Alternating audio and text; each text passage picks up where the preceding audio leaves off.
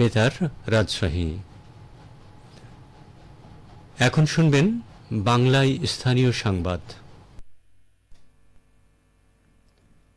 আসসালামু আলাইকুম। বাংলাদেশ বেতার রাজশাহী স্থানীয় সংবাদ পড়ছি শিউলি মুর্মু।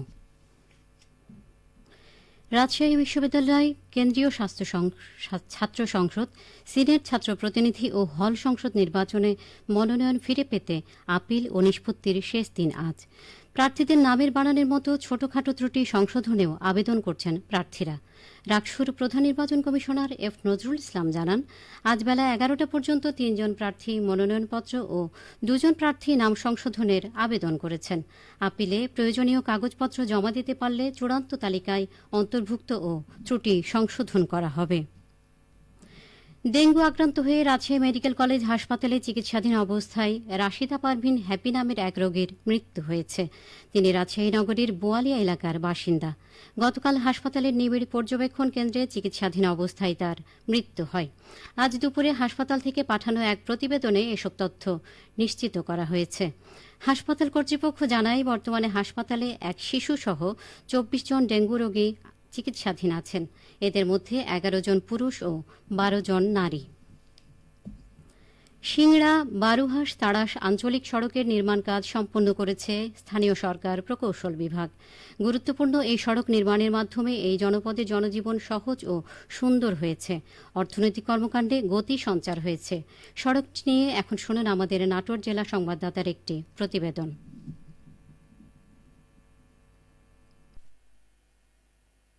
সিংড়া বারুহাস তাড়াশ আঞ্চলিক সড়কের নির্মাণ কাজ সম্পন্ন করেছে স্থানীয় সরকার প্রকৌশল বিভাগ। এই বিভাগের নির্বাহী প্রকৌশলী মোহাম্মদ ইকবাল হোসেন জানান, স্থানীয় সরকার প্রকৌশল অধিদপ্তর নাটোর সিংড়া উপজেলার সিংড়া বারুহাস তারাক সড়কে প্রায় 7 কিলোমিটার 10 কোটি 28 লক্ষ টাকা ব্যয়ে উন্নয়ন করেছে।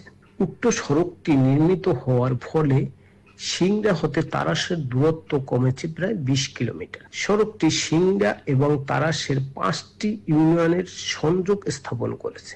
দুই পাশের 90 কিলোমিটার চলনবিল এলাকায় মানুষের কৃষি, মৎস্য, প্রাণী সম্পদ বাজারজাতকরণের পাশাপাশি স্থানীয় ছাত্রছাত্রীদের শিক্ষার ক্ষেত্রে ব্যাপক ভূমিকা পালন করছে। চলনবিল জীববৈচিত্র্য রক্ষা কমিটির সাধারণ সম্পাদক সাইফুল ইসলাম এই সড়ককে কেন্দ্র করে যাবতীয় উন্নয়ন কার্যক্রম জীববৈচিত্র্যকে সুরক্ষা প্রদানের মাধ্যমে করা উচিত বলে মনে করেন। সিংড়া টু তারাশ বারুহাস 7 কিলোমিটার রাস্তা নির্মাণের ফলে এখানে কৃষি এবং কৃষকের উন্নয়ন ঘটেছে। বিশেষ করে কৃষক তার উৎপাদিত ফসল এবং বিভিন্ন তেল সার আনায় ব্যাপক সুবিধা লাভ করেছে। এছাড়া বিভিন্ন অসুস্থ রোগী এবং স্কুল পড়ুয়া শিক্ষার্থীরা পৌর শহরে অল্প খরচে আসতে পারছেন। চলনবিলের বুক চিরে নির্মিত সাবমার্সিবল এই সড়কটি বর্তমানে পানিতে নিমজ্জিত হয়ে হাজারো দর্শনার্থীদের পদচারণায় নৈসর্গিক সৌন্দর্যের কেন্দ্রে পরিণত হয়েছে। ফরাজি আহমদ রফিক বাবন, নাটোর জেলার সংবাদদাতা, বাংলাদেশ বেতার, রাজশাহী। সিরাজগঞ্জের রায়গঞ্জ পৌরসভায় সড়কের দুপাশের ময়লা আবর্জনা মুক্ত রাখতে শুরু হয়েছে বিশেষ পরিচ্ছন্নতা অভিযান। আজ সকাল থেকে পৌর বাসস্ট্যান্ড, গোলচত্বর থেকে মাছের আড়ত পর্যন্ত সড়ক জুড়ে চলে পরিচ্ছন্নতা কার্যক্রম।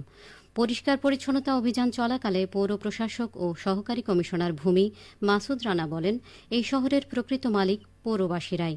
সবাই যদি নিজ নিজ জায়গা থেকে সচেতন থাকেন তাহলে শহরকে পরিষ্কার পরিচ্ছন্ন রাখা সম্ভব। তিনি আরও বলেন, রায়গঞ্জ পৌরসভাকে পরিচ্ছন্ন রাখতে এ ধরনের অভিযান প্রতি মাসেই পরিচালিত হবে।